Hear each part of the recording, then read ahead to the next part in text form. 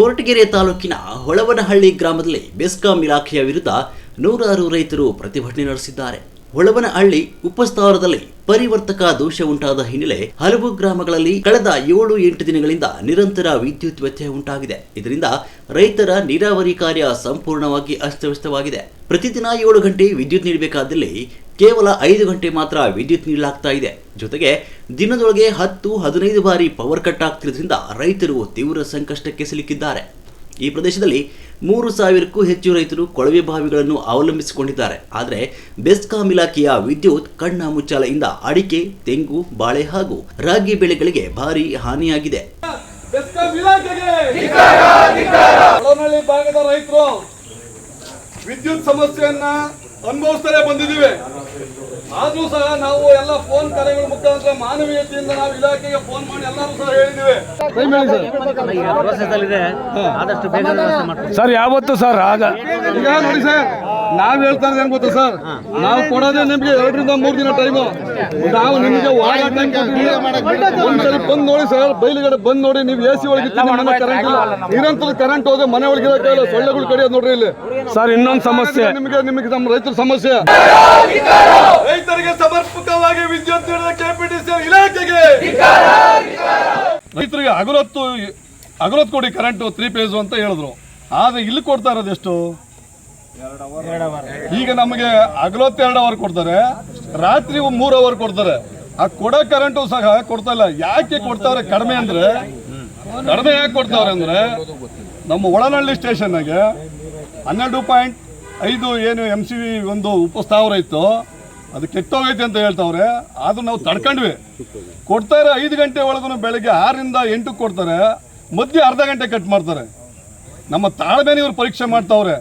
ಆಗ್ತಾ ಇಲ್ಲ, ನಮ್ಮ ತಾಳ್ಮೆ ಪರೀಕ್ಷೆ ಮಾಡೋಕ್ಕಾಗಲ್ಲ. ಯಾಕೆ ನಾವು ಬೆಳೆ ಇಟ್ಟಿದ್ದೀವಿ, ಬೆಳೆ ನಾಶ ಆಗ್ತೈತೆ. ಮುಂದೆ ಮಕ್ಕಳು ಮರೆಗೆ ಊಟ ಬೇಡವ ನಮಗೆ? ನಾವು ಇಟ್ಟಂಥ ಬೆಳೆ ನಾಶ ಆಗ್ತವೆ. ಇವತ್ತೇನೋ ಅಡಿಕೆ ತೆಂಗು ಐತೆ, ಅದಕ್ಕೆಲ್ಲ 15-20 ದಿವಸ ನೀರಿಲ್ಲ ಅಂದರೆ ತಡ್ಕೊಳಕ್ಕಾಗೋದಿಲ್ಲ.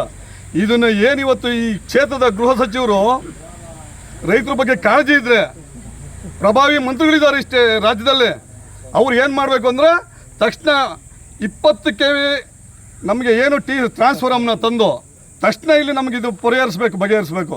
ಏನು 20 ವರ್ಷದ ಹಳೇದು ಒಂದು 12.5 ಇರ್ಬೋದು, ಅದು ಇವತ್ತು ವಿಸ್ತಾರವಾಗಿ ಬೆಳೆದೈತೆ. ಇವತ್ತು ಏನು ಎಲ್ಲ ಹೊಲಗಳಲ್ಲೂ ಪಂಪ್ ಸೆಟ್ ಇದ್ದಾವೆ, ಯಾವುದೇ ನೀರಾವರಿ ಯೋಜನೆ ಇಲ್ವಲ್ಲ. ಅದಕ್ಕೋಸ್ಕರ ಏನು ಮಾಡೋರು, ಎಲ್ಲ ಕೊಳವೆ ಬಾವಿಗಳು ಹಾಸ್ಕೊಂಡು ಕರೆಂಟನ್ನೇ ಅವಲಂಬಿಸಿರೋದು ನಾವು. ವಿದ್ಯುತ್ ಬಿಟ್ಟರೆ ನಮ್ಗೆ ಯಾವುದೂ ಇಲ್ಲ. ಇಲ್ಲಿ ಸೋಲಾರೇ ನಮ್ಗೆ ಯಾರಿಗೂ ರೈತರಿಗೆ ತಲುಪಿಸಲ್ಲ. ಯಾಕೆ ನಾವು ಸ್ಕೀಮ್ ರೈತರಿಗೆ ಹೇಳಲ್ಲ, ಇವರು ಸರ್ಕಾರದವರು ರೈತರಿಗೆ ಸರಿಯಾದ ಮಾಹಿತಿ ಕೊಡಲ್ಲ.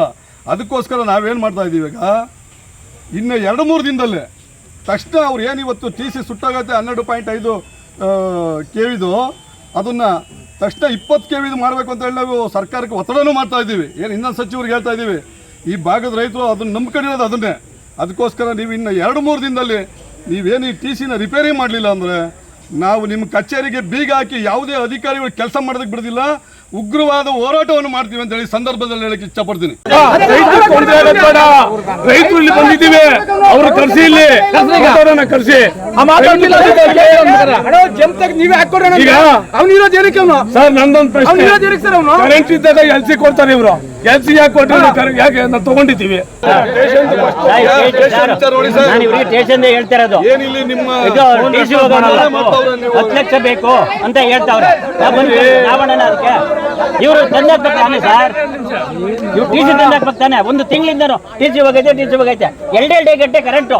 ಈ ಡ್ರಿಪ್ ಮಾಡ್ತಿದ್ರು ಏನ್ ಮಾಡ್ಬೇಕು ಸರ್? ವಿಷಯ ತಗೋಬೇಕಷ್ಟೇ ಸರ್. ಈಗ ನಮ್ಮ ಸಮಸ್ಯೆ ನಿಮ್ಮ ಗಮನಕ್ಕೆ ಸಂಪೂರ್ಣವಾಗಿ ತಿಳ್ಕೊಂಡಿದ್ದೀರ ಅಂತ ನಾನು ಹೇಳ್ತೀನಿ. ಈಗ ನೀವು ಎಷ್ಟು ದಿನದಾಗೆ ನಮಗೆ ಸರಿಯಾಗಿ ಕರೆಂಟ್ 7 ಗಂಟೆ ಕರೆಂಟು, ನೀವು ಯಾವುದೇ 1 ನಿಮಿಷನೂ ಕಟ್ ಮಾಡಬಾರ್ದು. ನಮ್ಮ ಸರ್ಕಾರನೇ ಹೇಳೈತೆ ನಿಮಗೆ 7 ಗಂಟೆ ರೈತರಿಗೆ ಹಗಲೊತ್ತು ಕೊಡಬೇಕು ಅಂತ. ಅರ್ಥ ಆಯ್ತಾ ನಿಮ್ಗೆ? ಗೊತ್ತಾಯ್ತಾ ನಿಮ್ಗೆ ವಿಚಾರ? ಅಲ್ಲ, ನಿಮ್ಮಿಬ್ಬರಿಗೂ ಗೊತ್ತಿರ್ಬೋದಲ್ವಾ? ಗೊತ್ತಿಲ್ವ ಸರ್? ಗೊತ್ತಾಯ್ತಲ್ಲ. ಈಗ ನೀವು ಎಷ್ಟು ದಿನದಾಗೆ ನಮ್ಗೆ ಕರೆಂಟು ಸರಿ ಮಾಡ್ತೀರಾ? ನಿಮಿಷ ತರದಿ. ಈಗ 12.5 ಇದಿಲ್ಲ ಸರ್, ಅದು ಎಷ್ಟು ಬೋರ್ವೆಲ್ ಆಗುತ್ತೆ ಸರ್? ಎಷ್ಟು ಬೋರ್ವೆಲ್ ಹೊಡ್ಬೋದು ಸರ್? 12.5 ಈಗ 2 ಇದೆ, 20 MA 2ಕ್ಕೂ ಎನಾಸ್ಮೆಂಟ್ ಕೊಟ್ಟಿದ್ದೀವಿ ನಾವು. ಅದು ಮಂಜೂರಾತಿ ಹಂತದಲ್ಲಿದೆ. ಅದು ಮಂಜೂರಾಗ್ತಿದ್ದಂಗೆ ರಿಪ್ಲೇಸ್ ಮಾಡ್ತಾರೆ ಸಾಹೇಬರು ಹೇಳ್ಬೇಕಿತ್ತು. ಎರಡಕ್ಕೂ ಡಿಪೇರ್ ಆಗಿದೆ ಅಲ್ಲ ಪ್ರವೀಣ್? ಡಿಸಿಸಿಎಂ ಹೋಗಿದೆ. ಈಗ ನಮ್ಮ ಬೋರ್ಡ್ ಲೆವೆಲ್ಗೆ ಹೋಗಿದೆ. ಎರಡನ್ನೂ 20 mm ಮಾಡಲಿಕ್ಕೆ ನಾವು ಇಲ್ಲಿ ಮತ್ತೆ ಇದು ಸಂಖ್ಯೆನಹಳ್ಳಿದು ಮತ್ತೆ ತುಂಬಾಡಿ ಮೂರದನ್ನು ಎಲ್ಲಾನು 20 mm ಮಾಡೋದಕ್ಕೇನೆ ನಾವು ಆಲೇ ಪ್ರಸ್ತಾವನೆ ಸಲ್ಲಿಸಿದ್ದೀವಿ. ಅದು ಬೋರ್ಡ್ ಲೆವೆಲ್ ಇದೆ. ಇಲ್ಲಿ ಅನುಮೋದನೆ ಆಗ್ತಿದ್ದಂಗೆ ಅದು ಆಗ್ತದೆ. ಅಷ್ಟು ಕೆಲಸನೂ ಆಗ್ತದೆ.